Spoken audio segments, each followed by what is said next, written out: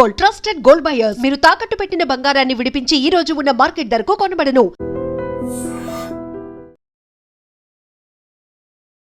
నమస్తే, welcome to I dream social spotlight with Kavitha.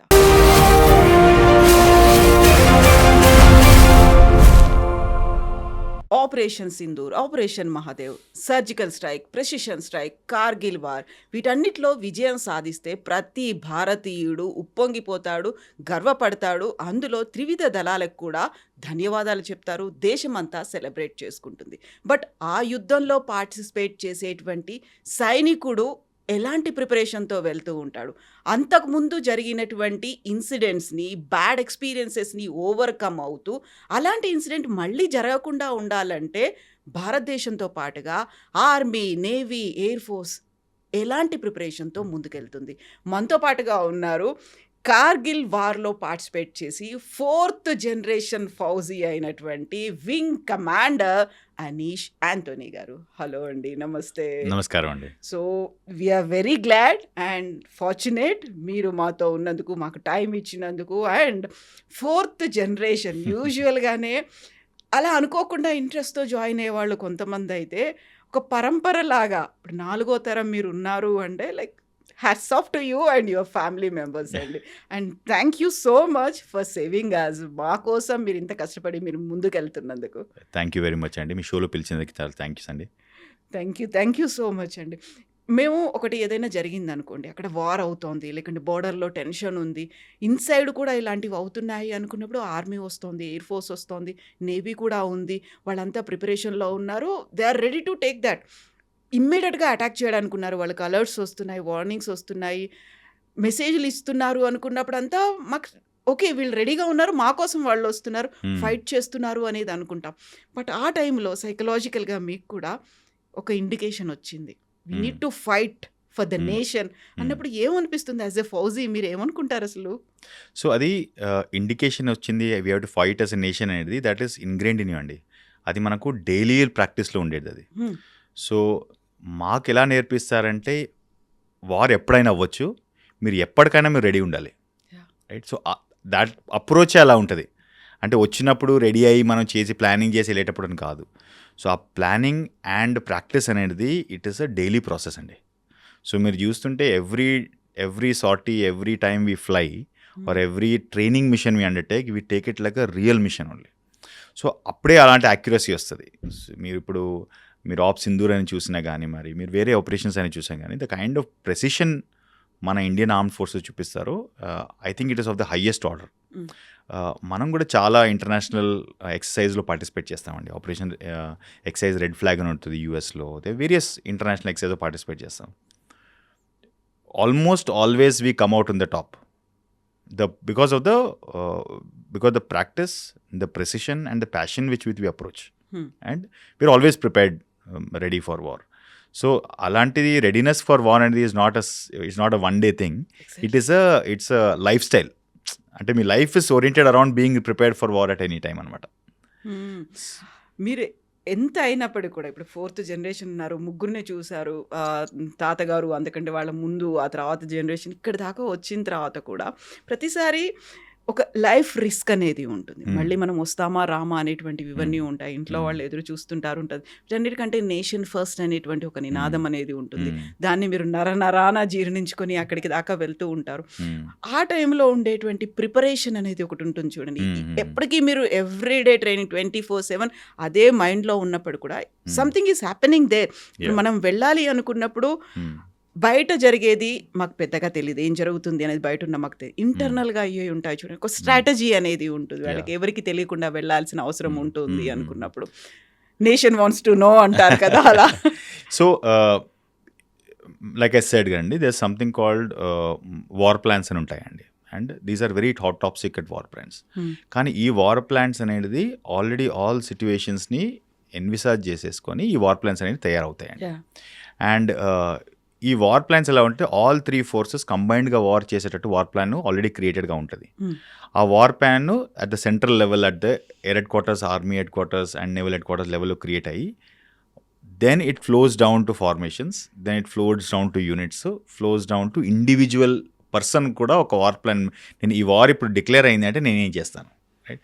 So మళ్ళీ again there'll be separate war plan. ఒకసారి only Pakistan front open అయ్యిందంటే ఏం చేస్తాం, ఓన్లీ మనకు చైనా ఫ్రంట్ ఓపెన్ అయితే ఏం చేస్తాం, then there is a 2 front, Pakistan China కలిసి మనం అటాక్ చేస్తే ఏం చేస్తాం, 2.5 front, Pakistan China and internal sleeper cells activate అయ్యి ఇంటర్నల్ అగ్రెషన్ కూడా ఉంటే అలా ఏం చేస్తామని. సో ఇలాంటి వార్ ప్లాన్స్ అండ్ సినారియోస్ అనేది చాలా బ్రెయిన్ స్టార్మింగ్ అయ్యి ఆల్రెడీ క్రియేటెడ్గా రెడీగా ఉంటాయి అండ్ ప్రాక్టీస్ అనేది దానిపైన అవుతుంది. సో మీరు చాలా మటుకు మీరు ఎక్సర్సైజెస్ చూస్తుంటారు, పోఖరణ్లో లైవ్ ఫైరింగ్ ఎక్సర్సైజెస్ ఉంటాయి, నేవీలో మొన్న ఫ్లీట్ రివ్యూ అయ్యింది. సో ఇలాంటి ఎక్సర్సైజ్ అనేది చాలా అవుతున్నాయి, right. And every year process అండి ఇది, రైట్. అండ్ ఈ ఎక్సర్సైజెస్లో all of these war plans get tried and tested to the last minute level వరకు టెస్ట్ అవుతాయండి. ఇది అక్కడెక్కడైనా తప్పులు అవుతుంటే అది మళ్ళీ and it is more like a competition also. So ఎవరు అతని వార్ ప్లాన్ కరెక్ట్గా ఎగ్జిక్యూట్ చేస్తున్నారు అనేది ఒక కాంపిటీషన్ టైప్లో ఉంటుంది. ఆ కాంపిటీషన్ వల్ల people will try to perform their best and because of that the overall performance itself increases. And ఎవరైతే ఎక్కడైతే గ్యాప్స్ ఉన్నాయో దాన్ని మళ్ళీ వెళ్ళి సరిదిద్దుకొని next time the war plan is make better. The plans are refined continuously. So మీరు ఇప్పుడు మనకు సింధూర్ చూసినా కానీ కూడా మనకు ఫైనల్ ఆ ఒక ద ఫస్ట్ స్ట్రైక్ ఏదైతే వెళ్ళిందో, right, the entire strike was just only 20-25 minutes, right. ఇనీషియల్గానే అయిపోయింది. So but for that 20-25 minutes that pilot who was sitting in the aircraft has practiced for 15 years of his life, right. ఒక 15 years. And ఆ ఎయిర్క్రాఫ్ట్కు నా role ఏంటి, నా weapon system ఏంటి, నా radars ఎలా పనిచేస్తాయి, నేను నా టాక్టిక్స్ ఏంటి అనేది ఒక 15 yearsగా డైలీ ప్రాక్టీస్ చేస్తున్నారు అతను. అందుకే అలాంటి ఒక ప్రెసిషన్ వచ్చింది, right. It is not possible without precision, right. Without that kind of practice training some times మీకు విరక్తి పుట్టేసారు, అరే 100 సార్లు చేశాను కదా మళ్ళీ ఎందుకని. But no, the processes are made in such a way that మీరు కావాలైనా కూడా మీరు షార్ట్ కట్ తీసుకోలేరు. Because the data recorders are recording everything, your flight systems are monitoring everything, and you have to follow the process, right? So it is more about it's more about process andi. It's more about procedure, it's more about process, and our repeated ga process lo malli chestu oka perfection level vastundi. I'll give you a very small example andi. I was posted to Siachen Glacier, right? Okay. So akkada we had a army post called Amar ani. Right. So Amar post is situated 21,000 feet హైట్లో Amar post ఉంది, right. So Amar post మీరు చూస్తుంటే hill ఉంది కదా, ఆ hill tip పైన ఉంది, right. నా ఆ హిల్ ఇటు పక్కనేమో పాకిస్తాన్ ఉంది, ఇటు పక్కనేమో ఇండియా ఉంది, అండ్ అమర్ is right on the top, right. నా అక్కడ మీకు హిల్స్లో మీకు ప్లేన్ ఏరియా దొరకదు for helicopters to land. So మీకు హెలికాప్టర్ ల్యాండ్ చేయడానికి మీకు ప్లేస్ అనేది ఓన్లీ 5 meter by 5 meter, ఒక square 5 meter by 5 meter square ఉంటుంది, రైట్. ఆ స్క్వేర్ పైన మీరు ల్యాండ్ అవ్వాలి. మీ helicopter length is 13 meters, exactly, right. So if you're correctly sitting on helipad, మీరు ముందు కూడా మీకు ఏం కనబడదు, వెనకాల కూడా ఏం కనబడదు, అప్పుడే మీరు కరెక్ట్గా కూర్చున్నట్టు, right. So now that is one complexity, right. మీరు చాలా పైకి నుంచి వస్తే ఎనిమి చూస్తాడు, షూట్ చేసేస్తాడు, right.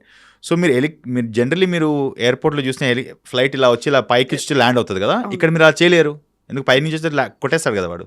So you have to actually come very very flat parallel and just stop correctly on the helipad. కొంచెం మీరు ముందే అనుకోండి మళ్ళీ కొడతాడు, he will shoot you, right. And he's hearing you, he knows that you are coming, exactly. So that is the precision. Now that is the first complexity. Second complexity, 21,000 feetలో fly చేయడానికి ఏ helicopter ఎవరు create చేయలేదు అప్పుడు, ఎందుకంటే హిమాలయాస్ అంత highest mountains ఇంకెక్కడ లేదు, Himalayas are highest mountains. So French aircraft అని ఒకటి ఉంది, చీతా అని, దాని service ceiling only it's 21,000. So ఆ హైట్లో ఆ ఎయిర్ క్రాఫ్ట్ను తీసేసుకొని we have to land there with absolute precision. Okay, one mistake, మీ పైలట్ మిస్టేక్ అయినా కానీ, మీ ఏ మిస్టేక్ అయినా కానీ, you dead. And challenging wind అనేది అక్కడ ఉంటుంది, టెంపరేచర్స్ ఇన్ వింటర్ ఆర్ -40 అండి, right. Temperatures winter are -40. Your winds anything more than 5 or 6 km/h, it is not possible to land. And మీరు ఇప్పుడు ఇలా ల్యాండ్ అయిపోయారు కదా, టేక్ ఆఫ్ ఎలా చేస్తారు, ముందు చేయలేరు కదా, నార్మల్ ప్లేన్ ఎలా టేక్ ఆఫ్ చేస్తుంది, అప్పటికప్పుడు అలా వర్టికల్గా చేయాలంటే కష్టం కదా. ప్లేన్ టేక్ ఆఫ్ నార్మల్ ఇలా అవుతుంది కదా, మీరు ఇలా వెళ్తే పాకిస్తాన్ షూట్ వస్తాడు కదా. సో మీరు ఎయిర్ క్రాఫ్ట్ లేపి బ్యాక్ రావాలి, బ్యాక్ వ్యాలీ ఉంది కదా, ఆ వ్యాలీలో పడిపోవాలి, అప్పుడు పడిపోయి again you will take off. So this is the normal take off there, అంటే దిస్ ఇస్ ఎవ్రీడే. కానీ అలాంటి precision, that is, so when you are saying Indian pilots are the best, one of the best pilots, it is because year on year ఇలాంటి process చేస్తున్నారు వాళ్ళు. అలాంటి precision ఎక్కడ మీకు దొరకదు. అంటే ఫ్రెంచ్ వాళ్ళు వచ్చారనమాట, it's a French air craft. French వాళ్ళు వచ్చారు ఫర్ ఎక్స్చేంజ్ ప్రోగ్రామ్, మేము వాళ్ళని అక్కడ తీసుకొచ్చాము. వెన్ దే ల్యాండెడ్ బ్యాక్, నేను మీరు అక్కడ ఫ్లై చేస్తారు కదా, మీ వింగ్స్, అంటే పైలట్ అవుతే వింగ్స్ ఇస్తారు ఇక్కడ, మీ వింగ్స్ మాతో ఎక్స్చేంజ్ చేసుకోండి, it will be an honour to exchange wings with you. Because ఇలాంటి ఎన్వైరన్మెంట్లో ఇలాంటి ఫ్లయింగ్ ఏ కంట్రీలో వేరే ఎవరు చేయట్లేదండి today. And to get cleared to land on that helipad, it takes almost 8 months just to practice, and finally you become a captain to land there. You are allowed, you are permitted to land there. And అప్పటిదాకా మీరు చేసినటువంటి practice, training అవన్నీ కూడా ఒక ఎత్తు అంటారు. ఇది మాత్రం you have to be very sharp. Focus has to be totally on. మైండ్లో మీకు డిస్ట్రాక్షన్ ఎక్కడ వచ్చే ప్రసక్తే లేదు. Because it is, see, in war there is no second prize. So true. You either win or you die. Or you die. Ante. So every approach that we do is with that perspective. There is no second place. So నేను second place లేదు, second place వస్తే నేను చనిపోతాను, అలాంటి ఒక మైండ్లో పెట్టుకొని ఎంత ప్రిపరేషన్ అవుతుంది. And also as officers you are responsible for all the people you are leading. Exactly. So వాళ్ళ లైఫ్స్, వాళ్ళ ఫ్యామిలీస్ కూడా మీ డిసిషన్స్ పైన ఆధారపడి ఉన్నాయి కదా. సో ఆ ఒక responsibility, so you're 100% sure, 200% effort వేసారని మీరు 100% షూర్ ఉంటారు. That is how you practise. And ఇంతకుముందు జరిగినటువంటి వార్ సిచ్యువేషన్స్, సినారియోస్ ఇప్పుడు అన్నీ మారిపోయాయి. గతంలో ఆర్మీ ఎక్కువగా ఉండేది, ఇప్పుడు సర్జికల్ స్ట్రైక్, ప్రెసిషన్ స్ట్రైక్స్ ఇవన్నీ చూసిన తర్వాత ఎయిర్ ఫోర్స్ ఇంకా ఎక్కువ కీ రోల్ ప్లే చేస్తోంది. అందులో మనం తెచ్చుకున్నవన్నీ కూడా చాలా రఫేల్ లాంటివో, లేక పెద్ద పెద్ద మిసైల్స్ ఇవన్నీ తీసుకొస్తూ వాటిని ఫ్లై చేయాలి, ఫైటర్ జెట్లు ఉన్నప్పుడు. ఈ రెగ్యులర్గా చేసినటువంటి ట్రైనింగ్కి దీనికి చాలా చాలా చాలా డిఫరెన్స్ ఉంటుంది. అండ్ ఒక పైలట్ని ట్రైన్ చేయాలి అనుకుంటేనే $1 million ఖర్చు అవుతుంది అనుకుంటే, ఆ ఫైటర్ జెట్ కంటే కూడా training not only about dollars అండి, టైం. ఎగ్జాక్ట్లీ. ఒక పైలట్ని తయారు చేయాలంటే మీకు 2 to 3 years అవుతుంది. So it is not about, అంటే $1 million పెట్టి నాకు పైలట్ రావడానికి రాడు. ఆ $1 million ఒక 3 yearsకి మీరు ఖర్చు చేశారంటే అప్పుడో పైలట్ తయారవుతాడు.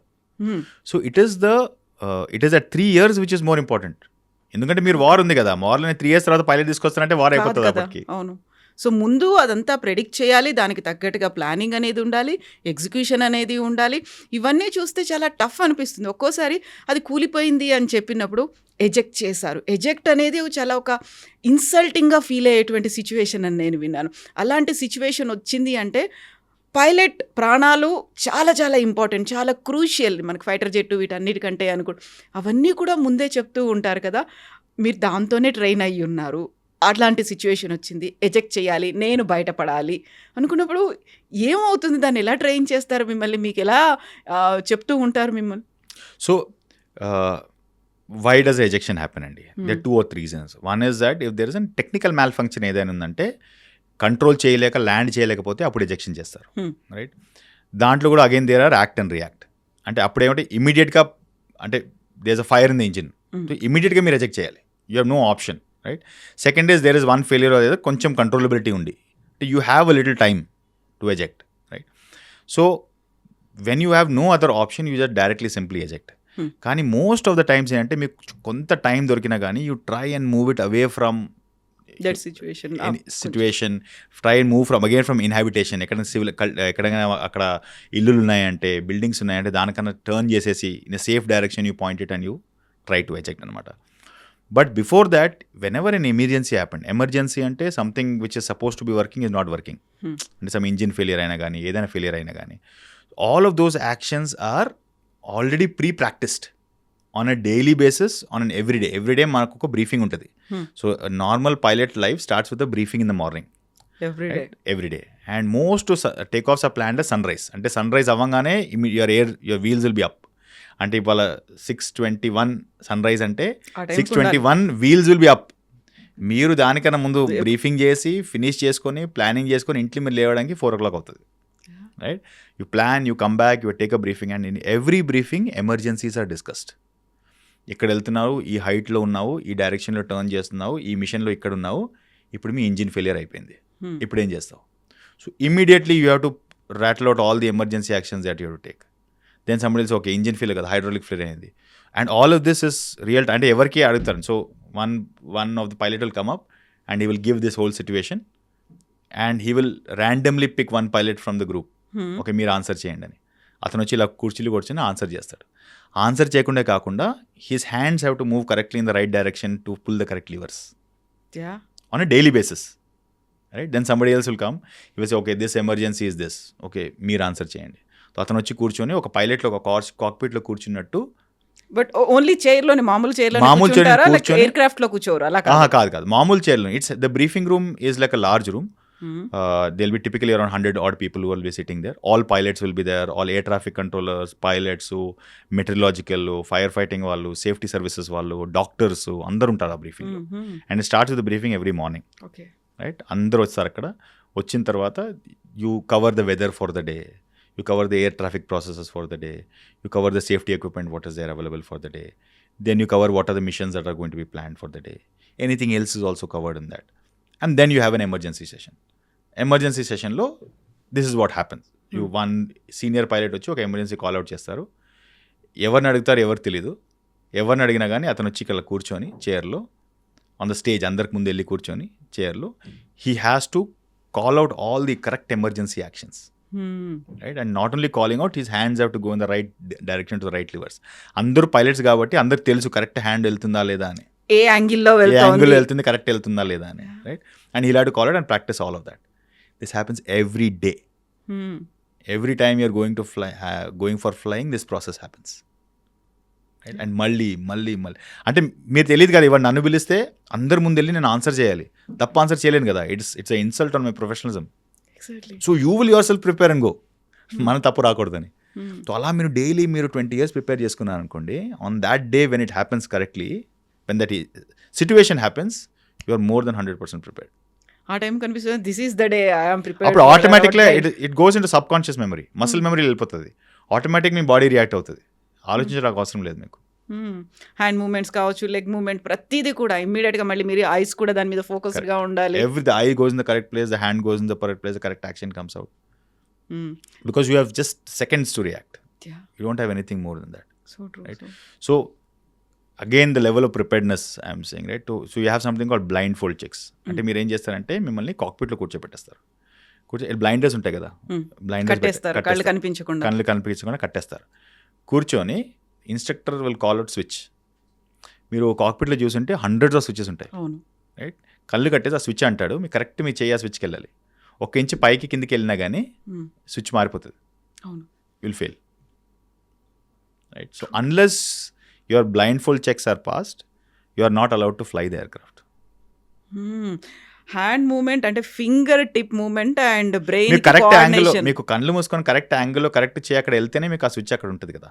అవును, 1 ఇంచ్ కిందకైనా 1 ఇంచ్ పైకైనా కానీ will be putting off the wrong switch and collapse అయిపోతుంది entire. So when you're actually flying you don't, అంటే of course you look at the switch that you're doing, but even if your eyes are close, the hand will go to the correct place. So your mind hand eye coordination will be absolutely in sync. There's no difference between mind is thinking something, hand is going somewhere else. Exactly. So when you ask about preparation, right, this is the level of rigor and preparation అవుతుందండి అక్కడ. And margin of ఎర్రర్ని ఎంత తక్కువ చేస్తే almost 0 అయిపోతుంది. ఇదంతా చేసిన తర్వాత కూడా ఎజెక్షన్ చేసే ఛాన్సెస్, సిచ్యువేషన్స్ ఉంటాయి. ఇంత ట్రైన్ అయిన పైలట్ ఎజెక్షన్ చేస్తున్నాడంటే that is definitely a non recoverable situation. Exactly, అందుకే ఎజెక్షన్ అయ్యింది. ఎజెక్షన్ అయ్యింది అనుకున్నప్పుడు పైలట్ సేఫ్ ఉన్నారు. అప్పుడు పైలట్ ప్రాణాలు చాలా చాలా ఇంపార్టెంట్, ఎందుకంటే అంత టైం అండ్ ఎఫర్ట్స్ పెట్టి చేసినటువంటి దాన్ని. ఆ టైంలో మనకు అనిపిస్తుంది ఈ ఫైటర్ జెట్ ఎందుకు కూలిపోయింది. ఈ మధ్యన మనం తేజస్ లాంటివి చూసాము, ఇలాంటివి అయినప్పుడు రఫేల్ మనకు వెరీ రీసెంట్గా జరిగింది. రఫేల్లో కూడా అక్కడ మిస్టేక్ అనేది అయింది, అందువల్లే కూలిపోయింది. లేదు మన మిస్టేక్ కాకపోయినా అక్కడ ఫైటర్ జెట్ మిస్టేకో లేకుంటే టెక్నికల్ ఎర్రరో ఇవి కాకపోయినా కానీ అదర్ పర్సన్ అదర్ కంట్రీ నుంచి ఏదైనా హిట్ చేసింది అంటే కూలిపోవడం ఇలాంటివన్నీ ఉంటాయి కదా. అప్పుడు రెస్పాన్సిబిలిటీ అనేది ఎవరిది ఉంటుంది, ఎవరిని మనం చెప్పడానికి ఉంటుంది? ఎందుకంటే మనకి రఫేల్ ఇచ్చింది ఫ్రాన్స్ దగ్గర నుంచి కూడా వచ్చింది, నో మా దగ్గర అలాంటి ప్రాబ్లం ఏం రాలేదు అని, లేదు కూల్ చేసామని పాకిస్తాన్ చెప్పింది, ట్రంప్ కూడా అదే మాట చెప్తూ ఉన్నారు. కాబట్టి so every crash that happens, in fact not only crash, every accident or even a incident అంటే మ్యాల్ ఫంక్షన్ అయ్యింది కానీ దానివల్ల ఎయిర్ క్రాఫ్ట్కి మనిషికి ఏం డ్యామేజ్ అవ్వలేదు, ఇట్స్ కాల్డ్ ఇన్సిడెంట్. యాక్సిడెంట్ అంటే కూలిపోయింది, aircraft is gone, is followed by a court of enquiry అండి. And court of enquiry is a very in depth process, it runs for months. Witnesses, it's like almost like court case ఎలా నడుస్తుంది అది court of enquiry అంటారు. It's మనకు ఇలా court case, only thing is court case మనకు 20 years నడుస్తాయి, అక్కడ you have to finish it between 2-3 months, within 2-3 months. And అది ఫినిష్ చేసే వరకు pilot is not allowed to fly unless the court of enquiry clears him కి by we're sure that is not his mistake, you can start flying again. But ప్రతి incident accident తర్వాత ఒక very in depth court of enquiry ఉంటుంది. దాంట్లో original equipment manufacturer అంటే ఇప్పుడు తేజస్ ఉంటే మన హెచ్ఏఎల్ ఉంటుంది, రఫాల్ ఉంటే ఫ్రెంచ్ వాళ్ళు వస్తారు, టెక్నికల్ ఆఫీసర్స్ ఉంటారు, పైలట్స్ ఉంటారు, మెడికల్ ఆఫీసర్స్ ఉంటారు. It's a very large process, very in depth process. And every court of enquiry will have findings and recommendations. ఫైండింగ్లో if there is somebody's fault then the person will be punished. And if it is not anybody's fault, if it's a process failure, the entire process of the Indian Air Force will be rectified. ఆ court of ఎంక్వైరీకి అంత power ఉంది. So ఆ findings చేస్తారు, recommendations చేస్తారు. And recommendation అంటే if it is a loss of life or loss of aircraft, the finding and the recommendation will go to the chief of air staff. అక్కడ వరకు వెళ్తుంది అది, right? So అంత సీరియస్గా తీసుకుంటున్నారు, right? So the lot of things that will follow up when a aircraft crashes. Lot of people say కదా ఈ war టైంలో మనం 6 Rafales వెళ్ళాయి, 7 Rafales వెళ్ళాయి, 20 Rafales, whatever the number they are quoting, right? Firstly I think the air force correct decision తీసుకుందండి for not declaring how many attrition has happened, ఎన్ని aircrafts కూలిపోయాయని. ఎందుకంటే మనం వాడికి ఎంత చెప్తున్నాం మన దగ్గర ఇంత తక్కువ ఉన్నాయని, వాడు ఆలోచించుకోండి. Let him think that he he's got 100 less. వార్లో వెళ్ళినప్పుడు నా దగ్గర 100 ఎక్కువ ఉంటాయి కదా, రైట్? వాడు అజంప్షన్స్ పెట్టుకొనివ్వండి, నాకు దాంతో తేడా ఏం రావదు, రైట్? ఇది firstly. Secondly, tell me one any kind of so in the second world war who won? The Allies won, which is US, Britain, France and all that, right? They had 3 times more casualties than the Germans. Okay. But they won the war. So ఎవరు తక్కువ చనిపోయారని మీరు వాళ్ళే war winner అంటే Germany ఇవ్వదాను కదా, కానీ actually that's not the case. So war అనే సిచ్యువేషన్లో అట్రిషన్ అనేది ఉంటుంది, you cannot go without attrition, right? ఎంత అట్రిషన్ అయిందనేది that does not need to be declare చెప్పిన ఎవరు అవసరం లేదు. అది మీరు వార్లో ఇంత అట్రిషన్ అయిందంటే మీరు మీ మిలిటరీ సీక్రెట్స్ ఇచ్చినట్టు. బాబు నా దగ్గర ఇన్ని తక్కువ ఎయిర్ క్రాఫ్ట్ ఉంది, ఇక్కడ ఎయిర్ క్రాఫ్ట్ క్రాష్ అయ్యింది, ఇక్కడ వచ్చి అటాక్ చెయ్యి అని చెప్పినట్టు. ఓకే. బట్ ఇప్పుడు వినిపించేది కూడా మన పబ్లిక్ మనీతో కదా కొన్నది, అది పబ్లిక్కి చెప్పడానికి ప్రాబ్లం ఏంటి? రివీల్ చెయ్యొచ్చు కదా, నిజమేనా కదా? వాళ్ళు ఎవరో అంటున్నారు మేము కూల్ చేసామని, ఇంకొకరు ఎవరో చెప్తున్నారు ఏసి నిజంగా కూలిపోయింది అనేది. మనం వి వాంట్ టు నో కదా, మాకు చెప్పాల్సిన అవసరం లేదు. ఆన్సరబిలిటీ, రెస్పాన్సిబిలిటీ ఇలాంటివి వస్తూ ఉంటాయి కదా. సో యూఆర్ ట్రూ అండి.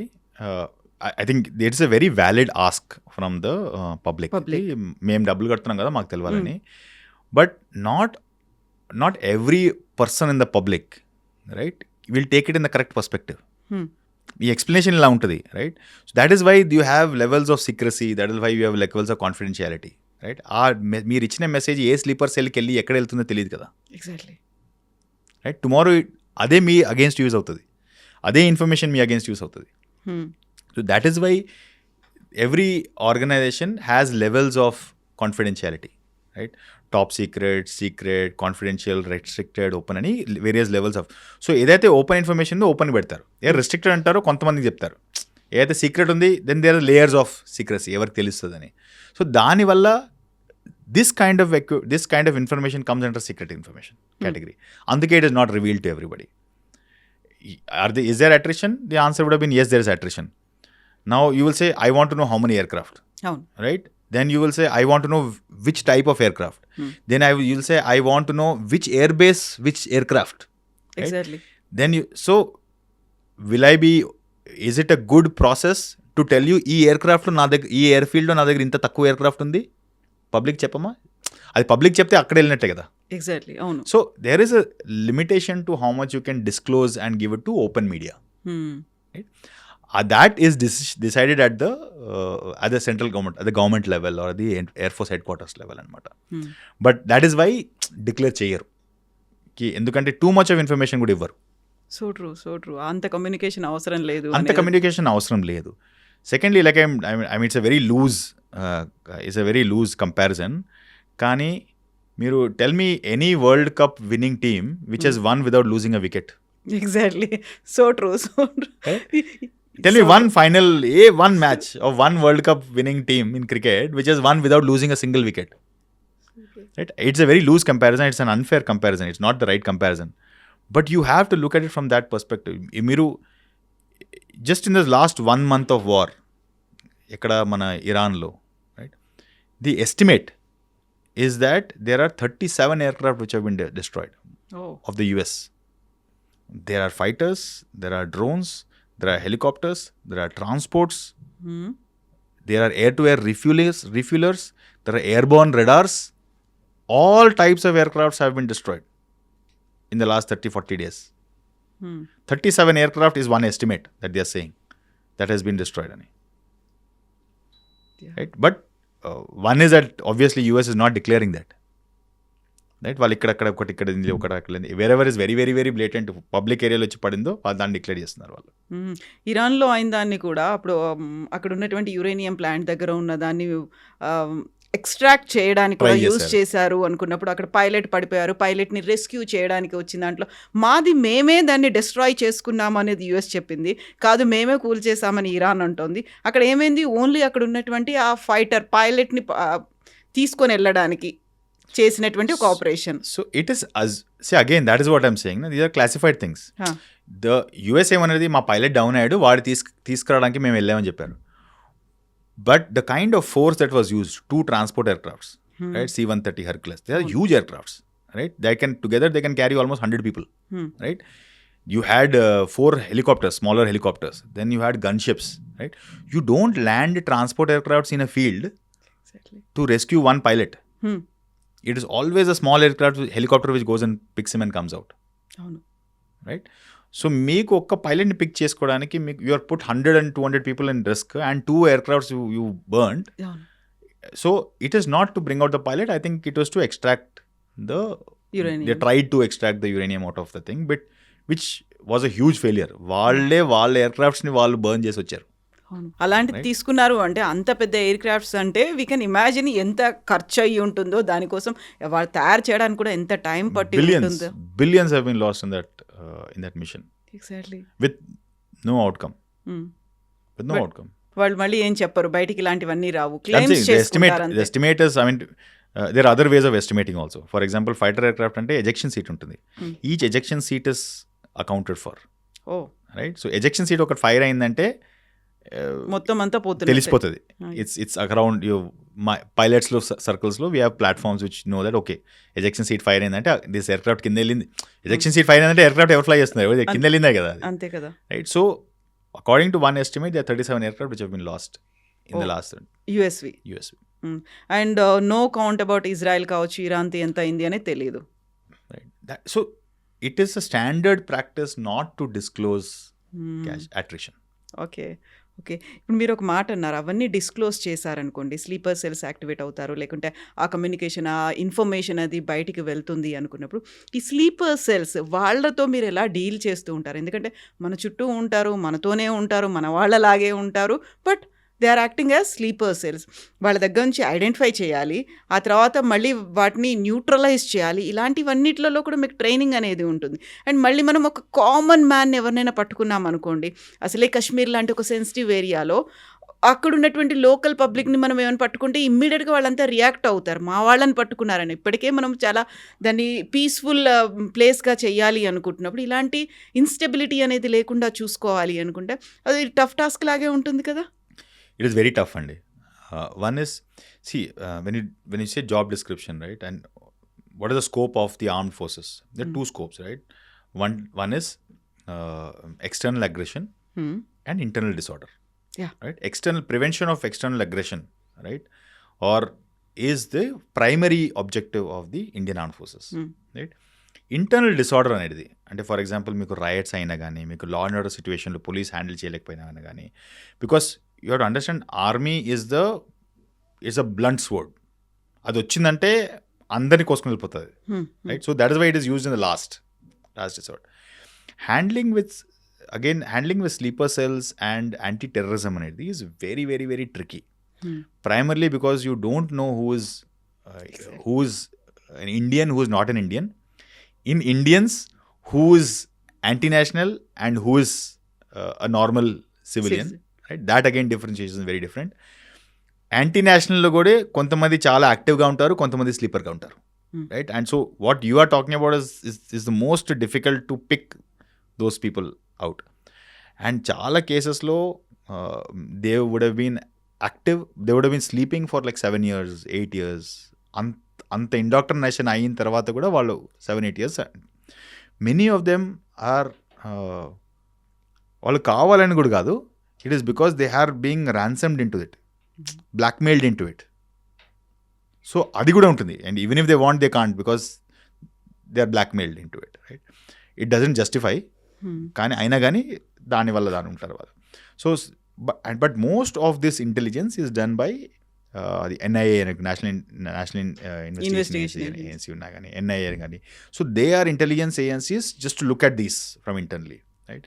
Where the army comes in, where the armed forces comes in is final execution law, especially if it is an area like J&K or area like Northeast, right? That is when you come in for the final, when you have to pick up somebody, right? And where you have to neutralize, that is when the army comes in. Now మీరు operation Mahadev అని కూడా చూసుంటారు, right? So those require some extraordinary skills. అంటే మనకి మీరు పారా SF అని ఉంటారు, special forces ఉంటారు, వాళ్ళ మైండ్ సెట్, వాళ్ళ training will be different level అండి. ఒక డిఫరెంట్ లెవెల్ ట్రైనింగ్ ఉంటుంది వాళ్ళకి, right? So they have 100 kilometer runs. మీరు ఇప్పుడు మనకు చాలా అంటారు కదా మ్యారథాన్, ట్రయాథ్లాన్ అంటారు కదా, వాళ్ళు ఒక డిఫరెంట్ లెవెల్. 100 kilometers ఉరకాలి వాళ్ళు, పట్టు పిట్టు విట్టు పూరా డాల్కే బాగ్తే. అంత హెవీ వెయిట్, ఎంత వెయిట్ పట్టుకొని తిరుగుతుంటారు వాళ్ళ రన్నింగ్? 40 kgs వరకు ఉంటుంది. 40 kgs వేసుకుని 40 kilometers వెళ్ళాలి. But that is how you climb, no? So when you go for these kind of missions, 2 days, 3 days, 4 days, you have to survive on your own. And food అందులో ఉండాలి, water ఉండాలి, everything, food, water, survival, and you have to always be alert. You don't know when he's coming. Exactly. మీరు వాడిని hunt చేయడానికి వెళ్తున్నాడు, వాడు కూడా కార్చుకొని ఉన్నాడు కదా, మీరు ఎప్పుడు వస్తారని ఎదురు చూస్తున్నాడు. వాడికి మీరు వస్తున్నారని తెలుసు వాడికి, ఎందుకంటే వాడు వచ్చిందే తప్పు పని చేయడానికి. తప్పు పని చేసిన తర్వాత వాడికి తెలుసు విడిచిపెట్టారని, వాడు చాలా అలర్ట్గా ఉంటాడు కదా. So you have to hunt him down, literally you have to hunt him down. ఆ హంటింగ్ అనేది ప్రాసెస్ అప్పుడు 3 days, 4 days, 5 days అవుతుంది. ఆ 5 daysకి మీకు if you have to be totally alert, 100%, 200% alert, and you have to hunt them down, right? So physical skills, mental skills, psychological skills have to be different level. Daniki vallu training again and again, it comes back to training. When you are not fighting, you are training. Procedures, process, shooting. Ante vaadu shooting range ellanante 100 bullets, 200 shoot చేస్తాడు. వాళ్ళు వెళ్తాడు, rifle తీసుకెళ్తాడు, కూర్చుంటాడు, స్నైపరు 100 bullets కొడతాడు target పైన, వెళ్ళిపోతాడు. Next day వస్తాడు, మళ్ళీ కూర్చుంటాడు, టార్గెట్ పైన రేంజ్లో 200 bullets కొడతాడు, మళ్ళీ వెళ్తాడు, మళ్ళీ వస్తాడు. That is the kind of training దగ్గర కంటిన్యూస్లీ అండ్ ఆ వెపన్ వాడిది, ఆ వెపన్ ఎలా బిహేవ్ చేస్తుందని తెలుస్తుంది. It's almost like an attachment to him. It's like a personal belonging టైప్లో అనమాట. ఒక యాక్సెసరీ లాగా అయిపోతుంది అది. It is an extension of a weapon is an extension of your arm అంటారు. Okay, your weapon is an extension of your arm, right? And it is always stuck to you. మీరు ఎక్కడున్నా కానీ అది మీద వెళ్తుంది, తన బాడీ పార్ట్ అంతే. It is your body part. So మీకు ఇప్పుడు వెపన్ ఫర్ దెమ్ వెపన్ లేకపోతే వాళ్ళకు ఏంటి చేతులు ఏదో ఖాళీగా ఉన్నట్టుంది, missing something is not there అని అలా ఉంటుంది. ఇప్పుడు స్లీపర్ సెల్స్ అనుకున్నప్పుడు పహల్గామ్ ఇన్సిడెంట్ అయింది, 26 మంది చనిపోవడానికి అక్కడ కారణం మన దగ్గర ఉన్న కొంతమందే ఇన్ఫిల్ట్రేటర్స్కి హెల్ప్ చేశారు, ఆ టెర్రరిస్ట్లకి హెల్ప్ చేశారనేది. అది కూడా 3000 రూపీస్ తీసుకొని వాళ్ళకు ఫుడ్ ఇచ్చారు, షెల్టర్ ఇచ్చారు, ఈ ఇన్ఫర్మేషన్ బయటికి రాకుండా చూశారు. ఆ 3000 రూపీస్కి ఆశపడి 26 మంది ప్రాణాలు పోవడానికి కారణమయ్యారు అనేది ఒకటి. ఆ స్లీపర్ సెల్స్ ఆపరేషన్ మహదేవ్ అప్పుడు అక్కడ ఉన్నంత మంది కొంతమంది షెపర్డ్స్ లాగా ఉన్నారు, వాళ్ళు ఇన్ఫర్మేషన్ ఇచ్చారు, ఇక్కడ ఎవరో కొంచెం తచ్చాడుతున్నారు కొద్దిగా చూడండి అనేది. వీళ్ళని మీరు బ్లైండ్గా నమ్మడానికి లేదు, వాళ్ళని నెగ్లెక్ట్ చేయడానికి ఉండదు, బ్యాలెన్స్ చేసుకుంటూ వెళ్ళాలి కదా. ఈ ఆపరేషన్ సింధూర్ కావచ్చు, పహల్గామ్ ఇన్సిడెంట్ కావచ్చు, 2 ఎక్స్ట్రీమ్స్ ఉన్నాయి మళ్ళీ అక్కడ. స్లీపర్ అది సెల్స్ ఎక్స్ట్రీమ్ కాదండి, some times same person is giving information అక్కడ కూడా ఇక్కడ కూడా, both okay both sides.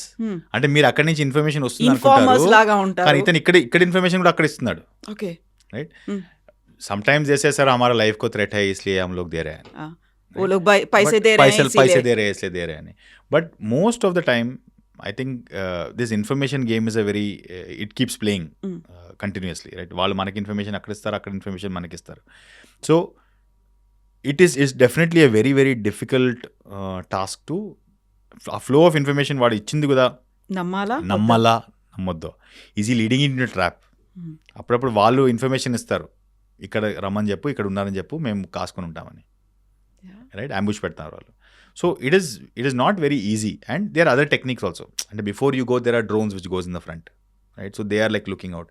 Now days drone technology has come into the army. చాలా మటుకు డ్రోన్ టెక్నాలజీ వస్తుంది. హ్యాండ్ హెల్డ్ డ్రోన్స్ ఉన్నాయి, పాకెట్ డ్రోన్స్ ఉన్నాయి, మ్యాన్ ప్యాడ్ డ్రోన్స్ ఉన్నాయి, అంటే బ్యాక్ ప్యాక్లో ఉంటాయి drones. So lot of techniques you have developed to have eyes before where you are. అంటే మీకు 100 meters ముందు ఏం నడుస్తుంది ఇక్కడే మీకు ట్యాబ్లో తెలుస్తుంది.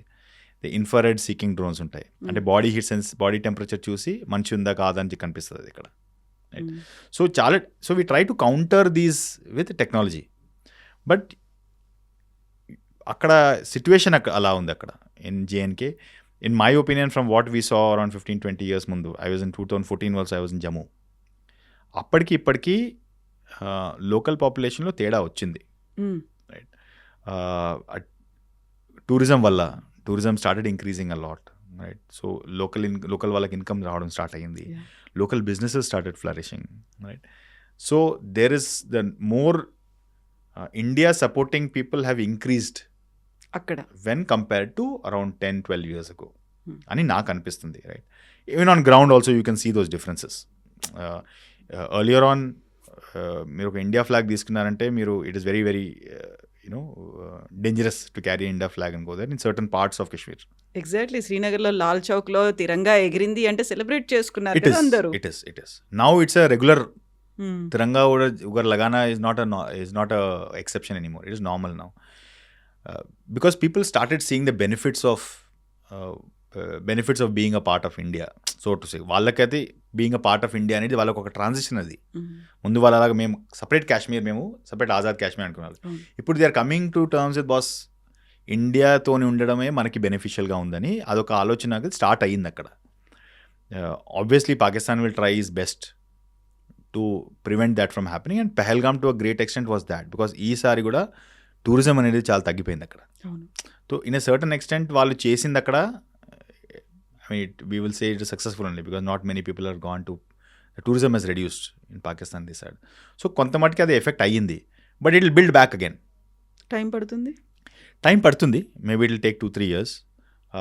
But the response that we gave which is Op Sindoor, దానివల్ల మళ్ళీ వాళ్ళు ఇలాంటివి చేస్తారా అనేది doubt, right.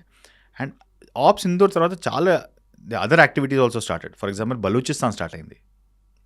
So Pak army ISI is very occupied towards Balochistan. So ఇక్కడ వాళ్ళకు కొంచెం తగ్గించారు. దానివల్ల ఇక్కడ అయ్యే ప్రసక్తి కొంచెం తక్కువ ఉంది, right. Balochistan is active now. So Pakistan and Balochistan are fighting at Baloch, right. ఇవాళ పొద్దున్న న్యూస్ ఏమంటే even Iran border also with Pakistan has become active. Exactly. ఇవాళ పొద్దున్న న్యూస్ వచ్చింది అది. సో ఇరాన్ బార్డర్ యాక్టివ్ అయిపోయింది. సో మోస్ట్ ఆఫ్ పాకిస్తాన్ ఇప్పుడు ఈస్టర్న్ ఫ్రంట్ నుంచి వెస్టర్న్ ఫ్రంట్ అటు పక్కన వెళ్ళిపోయింది, రైట్. నౌ సో ఇక్కడ యాక్టివిటీ మైట్ రెడ్యూస్ అని it is estimated. So that is estimated, we really don't know. But when you look at 800 మంది దాకా ఉన్నారు, వాళ్ళంతా గ్రూపులుగా వస్తున్నారు, 10-15. ఇంత ముందులాగా కాదు, వాళ్ళు కూడా స్ట్రాటజీ చేంజ్ చేసుకున్నారు అనేటువంటి ఇన్ఫర్మేషన్. సో ముందు వచ్చిన వాళ్ళు, so దెస్ two logics to theories to it అండి. ఒక్కటేమో ముందు వచ్చిన వాళ్ళు 7-8 ఇయర్స్గా ఇక్కడ ఉన్నారు, వాళ్ళు ఇంకా ఇక్కడే ఉన్నారు, వాళ్ళని యాక్టివేట్ చేయగలదు. కొత్త వాళ్ళు వస్తున్నారా అని తగ్గింది అని ఇన్ఫర్మేషన్ వచ్చింది. అంటే ముందు ఏంటంటే వచ్చేవాళ్ళు used to keep coming, settling down there sleeping cells activate చేస్తారు. ఇక్కడ మెల్లిగా స్ప్రెడ్ చేసుకుంటూ ఇప్పుడు కొత్త ఫ్రెష్ స్లీపర్ సెల్స్ రావడం తగ్గిందని చెప్తున్నారు. ఓకే పాత స్లీపర్ సెల్స్ యాక్టివేట్ చేస్తున్నారు అప్పుడప్పటికి. బట్ ఎఫెక్టివ్నెస్ అనేది, but the NIA is far more proactive now. అప్పుడు రియాక్టివ్ అయ్యింది, బ్లాస్ట్ అయిన తర్వాత ఇన్వెస్టిగేషన్ అయ్యింది. ఇప్పుడు ముందే they are preventing a lot of incidents from happening అని తెలిసింది. But of course you always have the Red Fort blast, అలాంటిది will keep happening. But it's a cat and mouse game. Exactly అది that day just matter of hours, a few hours ముందు అయ్యింటే they would have cotton. ఇప్పుడు sleeper cells అనుకుంటాము, informers అనుకుంటాము, లేదు స్పైలు, sources, ఇందులో మనకి అవసరమైన వాళ్ళని మనం పాజిటివ్గా తీసుకుంటాము, వాళ్ళని ఒక డౌట్ఫుల్గా చూస్తూ ఉంటాము అనుకున్నప్పుడు ఒక బ్యాలెన్స్ అనేది చేసుకుంటూ ఉండాలి. అండ్ మీరు కూడా కమఫ్లేజ్ లాగా అక్కడికి వెళ్ళిపోయిన తర్వాత మారుతూ ఉండాలి కదా, ఎవరు మన వాళ్ళు ఎవరు కాదు అనేది వాళ్ళతో కలిసిపోతూ ఉండాలి, వాళ్ళని మీ కాన్ఫిడెన్స్లోకి తీసుకోవాలి, వాళ్ళ నెట్వర్క్లోకి మీరు వెళ్ళాలి అన్నప్పుడు దానికి తగ్గట్టుగా మీ లైఫ్ స్టైల్ కావచ్చు, ఈ చేంజెస్ ఇవన్నీ కూడా చేసుకోవాలి. దాని ట్రైనింగ్ అనేది కూడా ఉంటుందా? నాట్ మచ్ అండి, not much. Lifestyle change అంటే ఎక్కడైతే మీరు వెళ్తున్నారో ఆర్మీ క్యాంప్లు, so you get posted every 3 years posting అవుతుంది మీకు, మారుతూ ఉంటుంది. సో ఆర్మీలో ఏంటంటే 3 years ఫీల్డ్ ఉంటుంది, 3 years పీస్ ఉంటుంది, రైట్? ఫర్ ఎగ్జాంపుల్ మీరు హైదరాబాద్లో పోస్ట్ ఉన్నా అంటే పీస్ పోస్టింగ్ అది. Jammu or Kashmir, Ladakh, those are field, అవి ఫీల్డ్. నార్త్ ఈస్ట్ అవి ఫీల్డ్ పోస్టింగ్ అంటారు. సో మీకు ప్రతి పోస్టింగ్లో ఆల్టర్నేట్ అవుతుంది, ఒక ఫీల్డ్ ఒక పీస్ అని అవుతుంది మీకు. సో ఆ 3 years ఫీల్డ్ పోస్టింగ్ అయితే ఎక్కడైనా ఉండొచ్చు మీకు. సో అక్కడ వెళ్ళినప్పుడు ఆల్రెడీ అక్కడ ఒక యూనిట్ బయటికి వస్తుంది, వాళ్ళని మీరు రీప్లేస్ చేస్తున్నారు, రైట్?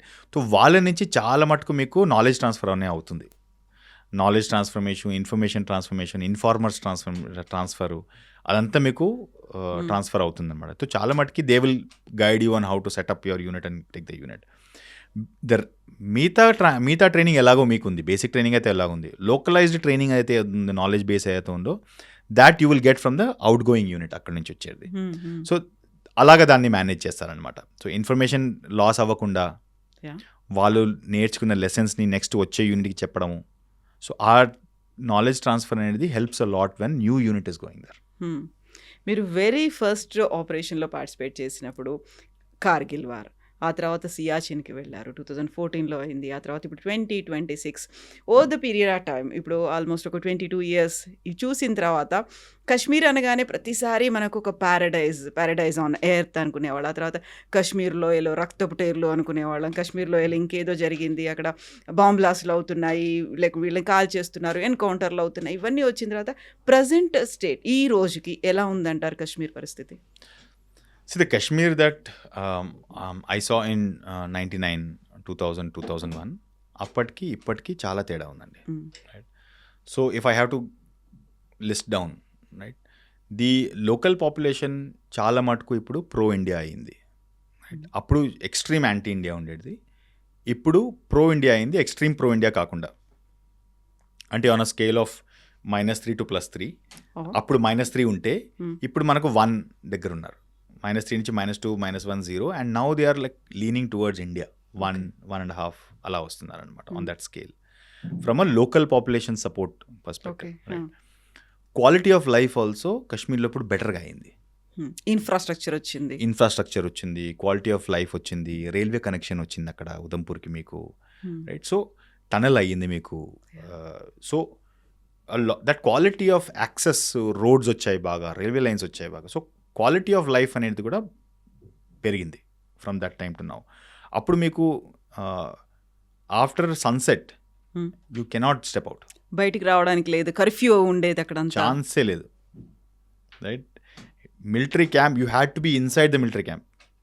మిలిటరీ క్యాంప్ మీరు బయటికి వెళ్తే you are going at your own risk, చెప్పకుండా వెళ్ళాల్సి వచ్చింది. Exactly, I'm talking about 99, 2000. మీరు మిలిటరీ క్యాంప్ నుంచి బయటికి వెళ్తున్నారంటే you are taking a huge risk, ఎందుకంటే మీ హెయిర్ కట్ అంతా సేమ్గా ఉంటుంది కదా మీకు, ఎవరైనా చూస్తే కనిపెట్టేస్తారు, right?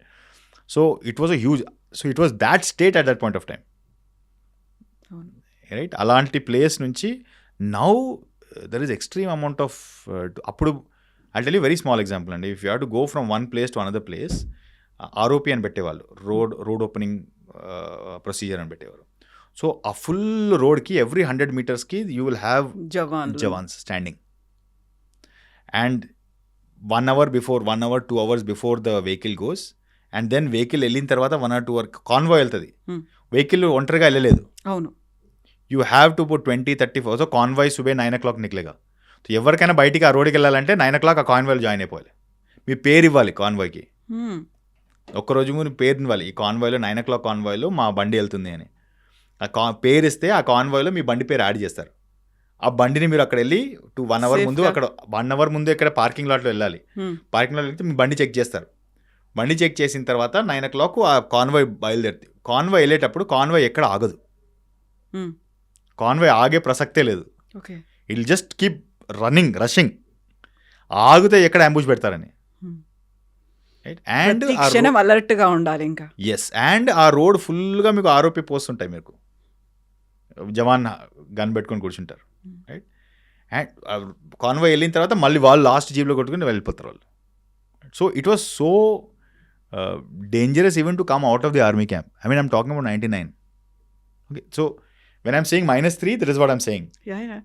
Right? From there, now I think is much better. Right? Tourists are going, tourists are traveling freely. Pahalgam incident ayindi correct. I'm not saying that it's negative, right? But it is better than at that point. Appudu you can't think about it.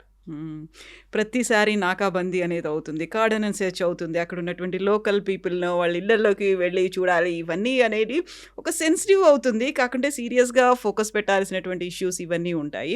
ఇవన్నీ కూడా ఎందుకు అవుతున్నాయంటే పాకిస్తాన్ నుంచి వస్తున్నారు గ్రూపులు. కానీ అదే పాకిస్తాన్ ఈ terror గ్రూప్స్కి అన్నిటి కూడా ఒక ప్లాట్ఫామ్ లాగా ఇచ్చింది, ఒక బేస్ అనేది ఉంది, టెర్రర్ క్యాంప్స్ అనేవి అక్కడ ఉన్నాయనుకున్నప్పుడు ఇప్పుడు అదే పాకిస్తాన్ పీస్ టాక్స్ కోసం కూడా ఒక ప్లాట్ఫామ్ని ఇచ్చింది. ఇస్లామాబాద్ టాక్స్ అనేది రండి మా దగ్గర చెయ్యండి అనేది, సీజ్ ఫైర్ కోసం కావచ్చు, లేకపోతే పీస్ కోసం కావచ్చు. ఇప్పుడు చేస్తున్నామంటే పాకిస్తాన్ని అసలు ఏమనుకుంటున్నారు? మన భారతదేశం మీద ఇంత అటాక్ చేసిన పాకిస్తాన్ అమెరికాకు ఇరాన్కి మధ్యవర్తిత్వం వహిస్తోంది అంటే ఎలా చూస్తారు?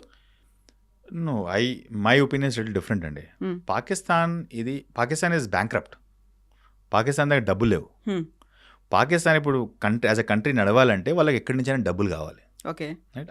వచ్చే డబ్బులు వరల్డ్లో డాలర్ ప్రింట్ చేసే కెపబిలిటీ ఓన్లీ 1 కంట్రీ దగ్గర ఉంది, అది అమెరికా. సో పాకిస్తాన్ డబ్బులు వస్తే అమెరికా నుంచి రావాలి. అది వరల్డ్ బ్యాంక్ త్రూ రావచ్చు, IMF మానిటరీ ఫండ్ నుంచి రావచ్చు, ఎక్కడైనా రావచ్చు, కానీ వచ్చేది అక్కడ అమెరికా నుంచి వచ్చింది. ఈ సినారియోలో ఇరాన్, US, పాకిస్తాన్ సినారియోలో Pakistan is just mouthpiece of US. అంతే, వాడికి ఇంకేం పని లేదు. రైట్, US ఏం చేస్తే వాడు చేయాలి. పాకిస్తాన్ ఇరాన్కి నేబర్ ఉన్నది వారికి కలిసి వచ్చింది. ఇఫ్ ఈజ్ ఆ నేబర్ కాకపోతే ఈ ఛాన్సే లేదు ఇక్కడ.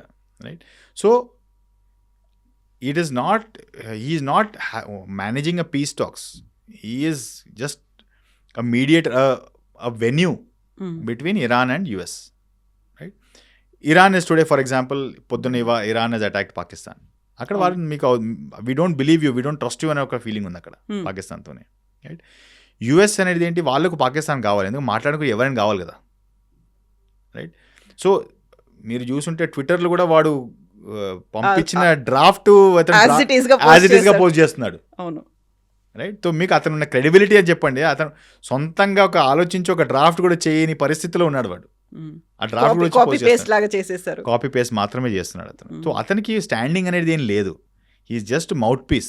ఇక్కడ అడుక్కుంటాడు, అక్కడ అడుక్కుంటాడు, ఇక్కడ అడుక్కుంటాడు, అక్కడ అడుక్కుంటాడు వాడు. So I don't think he's doing a peace talks as such. What you mean by actual peace talks? Actual peace talks అంటే I'm taking responsibility for whatever happens.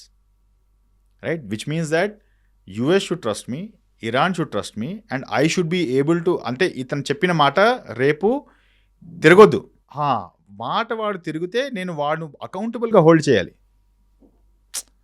Right, no country wants to take that job. ఎందుకంటే ఇప్పుడు ఏమవుతుంది, Trump ఏమవుతుంది, పొద్దున ఒకటి అంటాడు, సాయంత్రం ఇంకోటి అంటాడు. If I'm holding a peace talks, in the morning heal tell me అచ్చా ఇరాన్ కో బోలో ఏ, సాయంత్రం అంటాడు కాదు నేను చేయను అంటాడు. There is no value for me నా, నేనుండి ప్రయోజనం ఏంటి? అందుకే no country is mediating here. Because పొద్దున ఏమంటాడు, సాయంత్రం ఏమంటాడు తెలియదు కదా. మీరు వెళ్ళి అడగలేరు, మీరు వెళ్ళి అడగలేరు. Exactly. పొద్దున అన్నావు కదా బాబు ఇప్పుడు సాయంత్రం ఇలా ఎందుకు అంటున్నా అడగలేరు.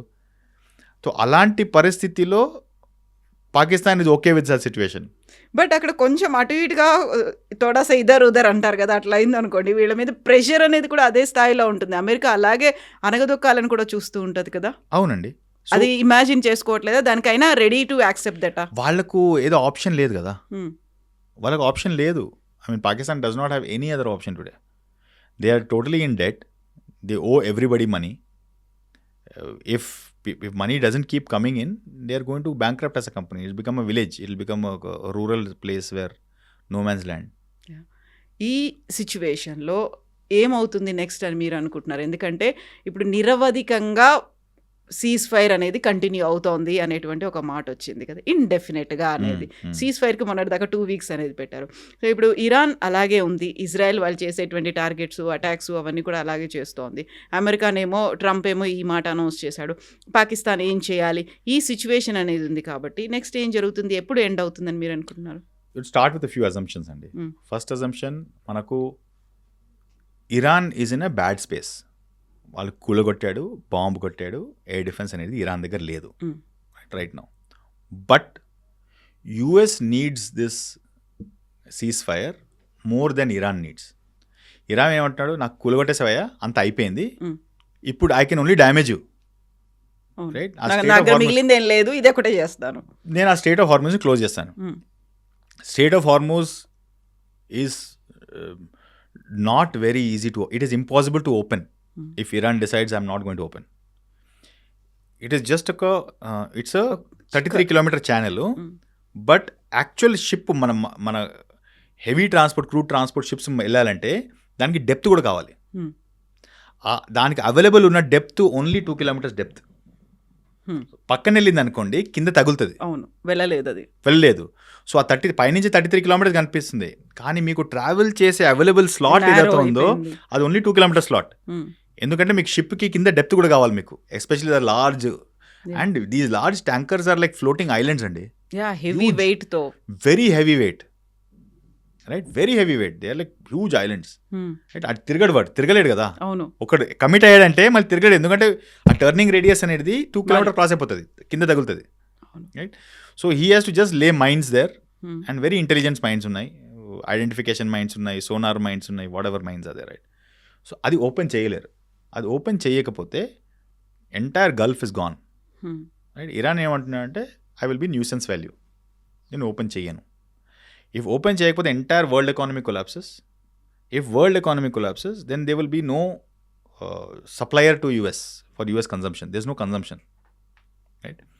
So I think it will be, ఎక్కడ ఉంది ఇప్పుడు అలాగే ఉంటుంది సిచ్యువేషన్, స్టాండ్ స్టిల్ ఉంటుంది. Because US is benefiting from state of Hormuz closure. Now everybody will look for US and Venezuelan oil, right? దీని అన్నిట్లో అందరికన్నా పెద్ద ఇడియట్ అయ్యింది GCC, రైట్?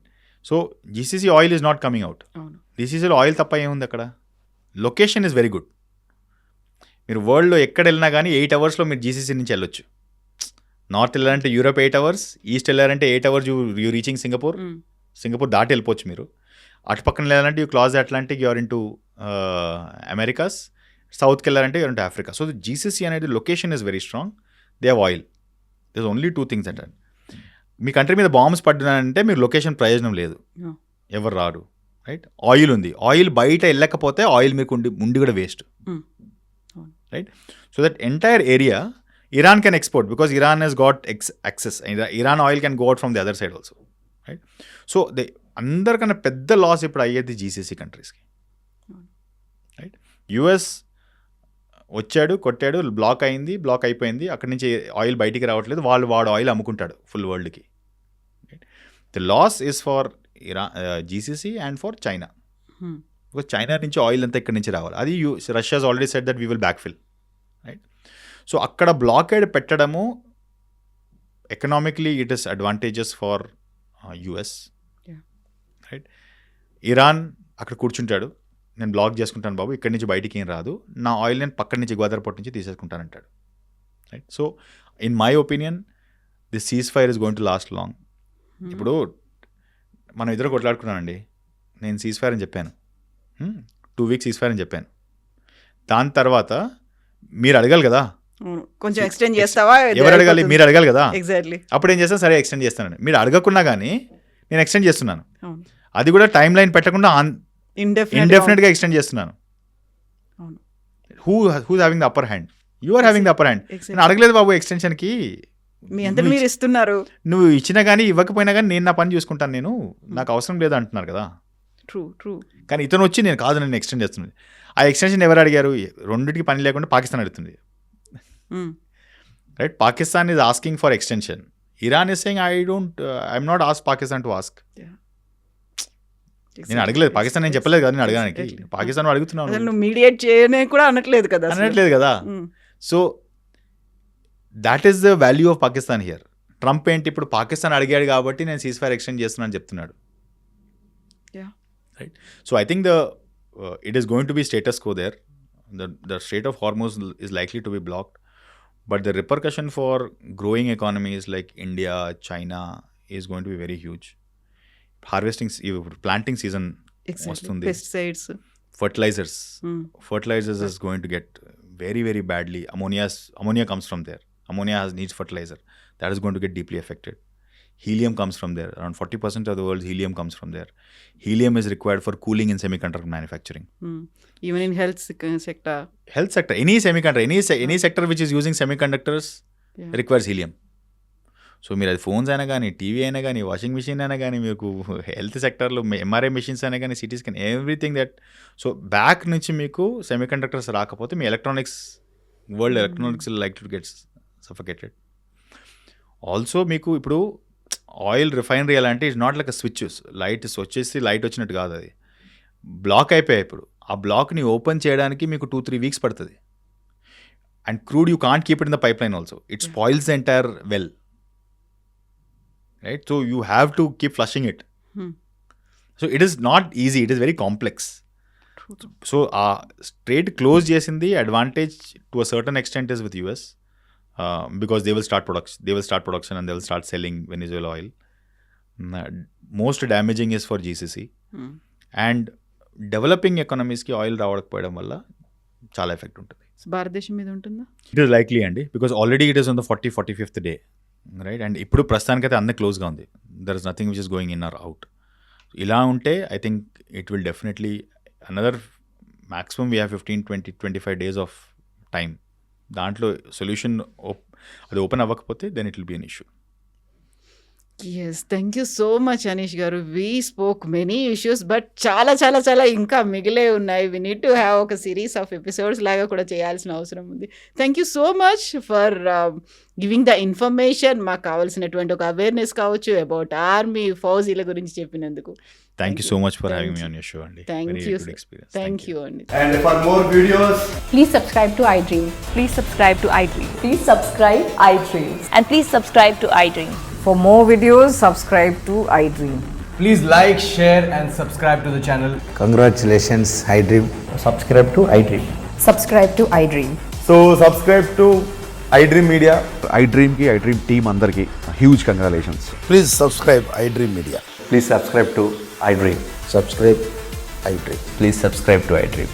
iDream అంటే నా కళల ఛానల్ను సబ్స్క్రైబ్ చేసుకున్న నోరు తిరుగుతలేదు, మీరైతే గంట గుర్తు కొట్టండి. For more such videos, please subscribe to iDream. Subscribe to iDream. Please subscribe to iDream. Please subscribe iDream Media. Please do subscribe to iDream. Please subscribe to iDream Media. For best entertainment and information, please subscribe iDream. And don't forget to subscribe to iDream.